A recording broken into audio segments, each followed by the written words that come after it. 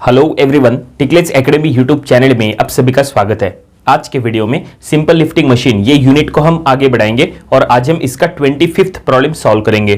तो क्वेश्चन क्या रहेगा उसके लिए? क्वेश्चन रहेगा A load of 120 Newton is raised by means of a certain weight lifting machine through a distance of 200 mm. If the effort applied is 20 Newton and has moved through a distance of 1.5 meter, find the efficiency of the machine. तो देखिए question आपके सामने है, ये problem हमें solve करना है और ये प्रॉब्लम सॉल्व करने के लिए हम वही फार्मूलेस का यूज करेंगे जो हमने सिंपल लिफ्टिंग मशीन के फर्स्ट लेक्चर में बताए थे। तो अगर आपने वो फर्स्ट लेक्चर नहीं स्टडी किए हैं तो आप यहाँ से स्टडी कर लीजिएगा, उसमें आपको सिंपल लिफ्टिंग मशीन यूनिट में यूज होने वाले सभी फार्मूलेस मिल जाएंगे। तो चलो हम सबसे पहले क्वेश्चन पढ़ेंगे। क्वेश्चन में क्या डाटा दिया है वो हम पहले लिख लेंगे as a given data, then after इसका सोल्यूशन बनाएंगे। क्वेश्चन हमने आज के वीडियो के डिस्क्रिप्शन में दे दिया है, वहां से भी आप देख सकते हैं। तो सबसे पहले हमें लिखना है गिवन डाटा। हमेशा ध्यान में रखो, कोई भी प्रॉब्लम सॉल्व करते समय आपको गिवन डाटा लिखना कंपलसरी है। गिवन डाटा लिखने से प्रॉब्लम सॉल्व करना आसान हो जाएगा।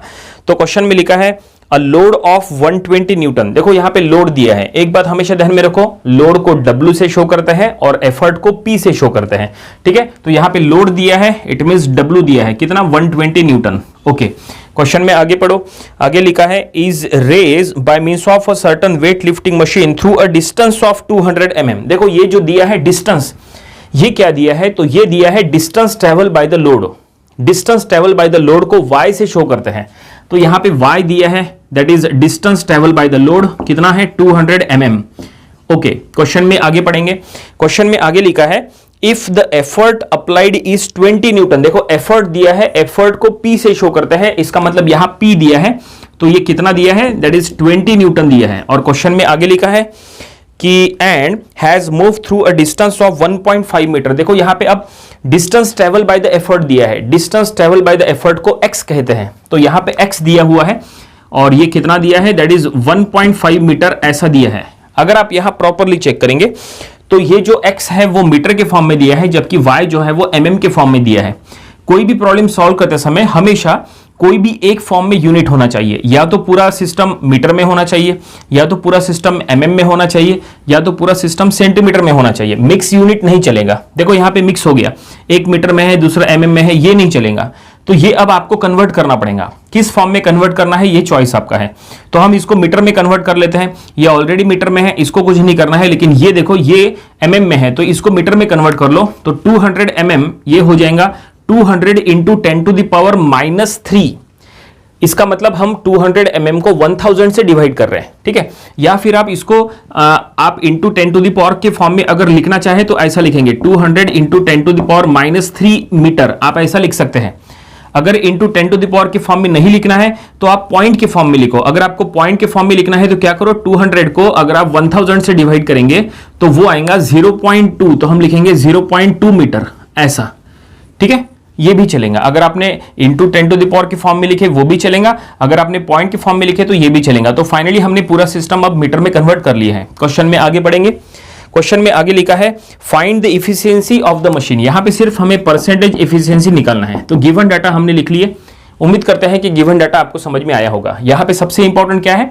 यहां पे सबसे इंपॉर्टेंट ये चीज है, देखो ये चीज सबसे इंपॉर्टेंट है जिसमें हमने mm को मीटर में कन्वर्ट किया है। नंबर ऑफ स्टूडेंट्स यहीं पे गलती करते हैं, यहां पे आपको गलती नहीं करना है। और अब चलो हम इसको सॉल्व करेंगे। हमें परसेंटेज इफिशियंसी निकालना है। तो परसेंटेज इफिशियंसी निकालने का फार्मूला क्या होता है? देखो फार्मूला हम यहां सबसे पहले आपको बता देते हैं। परसेंटेज इफिशियंसी का फार्मूला होता है दैट इज MA/VR इंटू 100। देखो ये फार्मूला है, MA यानी मैकेनिकल एडवांटेज, VR यानी वेलोसिटी रेशियो, इसका हमें यूज करके इफिशियंसी मिलता है। तो अगर आप प्रॉपरली चेक करेंगे गिवन डाटा में कहीं पे भी MA या VR दिया हुआ नहीं है, इसका मतलब हमें ये MA और VR पहले अलग से निकालना पड़ेगा। तो MA निकालने का फार्मूला क्या है? MA यानी mechanical advantage, MA find out करने का फार्मूला होता है W/P। तो W और P यहाँ पे दिया हुआ है, देखो ये W दिया है, ये P दिया है, इससे हम आसानी से MA निकाल लेंगे। उसके बाद VR निकालना है तो VR निकालने का फार्मूला होता है, देखो VR का फार्मूला दैट इज x/y। इसका मतलब distance travel by effort to the distance travel by load, और x और y का वैल्यू भी यहाँ पे दिया है, तो हम आसानी से VR भी निकाल सकते हैं। तो चलो हम सबसे पहले MA फाइंड आउट करेंगे, फिर VR फाइंड आउट करेंगे, फिर वो दोनों एफिशिएंसी के फार्मूले में पुट करेंगे तो हमें एफिशिएंसी मिल जाएगा और प्रॉब्लम कंप्लीट हो जाएगा। ठीक है, तो चलो स्टार्ट करते हैं सबसे पहले मैकेनिकल एडवांटेज से। तो ये हम यहाँ लिखेंगे मैकेनिकल एडवांटेज यानी MA, तो ये हम यहां पे लिखेंगे MA और इसका फार्मूला है W/P। ठीक है, तो W/P करेंगे, W दिया है 120, हम लिखेंगे 120 और P है दैट इज 20, तो ये हम लिखेंगे 20। 0 0 कट करो, 12 को यहाँ पे 2 से डिवाइड करो तो ये आएगा 6, तो ये हमें क्या मिल गया, ये हमें MA मिल गया यानी मैकेनिकल एडवांटेज मिल गया।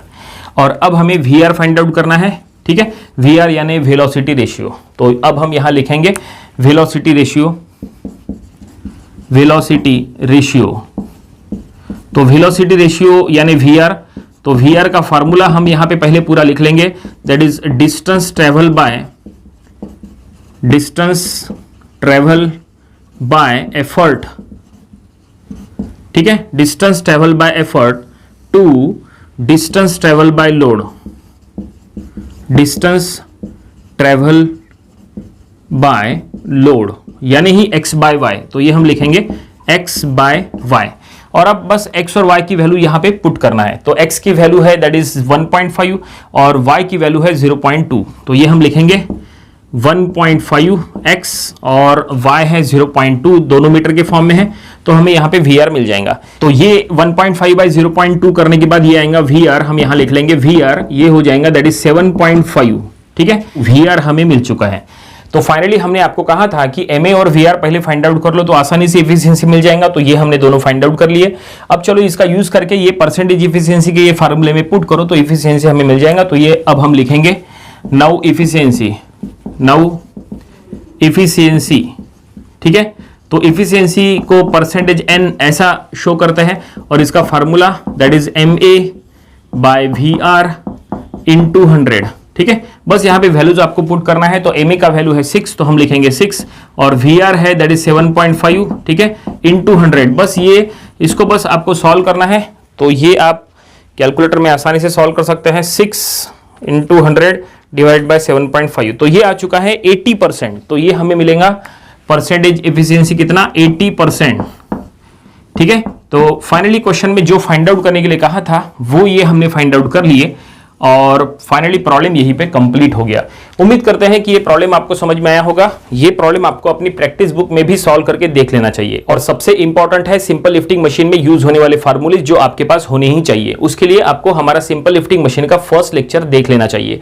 तो ये था आज का सिंपल लिफ्टिंग मशीन का प्रॉब्लम नंबर 25। इसके आने वाले दिनों में हम इसके और भी नंबर ऑफ प्रॉब्लम्स कवर करेंगे ताकि इसकी अच्छी खासी प्रैक्टिस हो जाए। तो मिलते हैं नेक्स्ट वीडियो में। Thank you very much.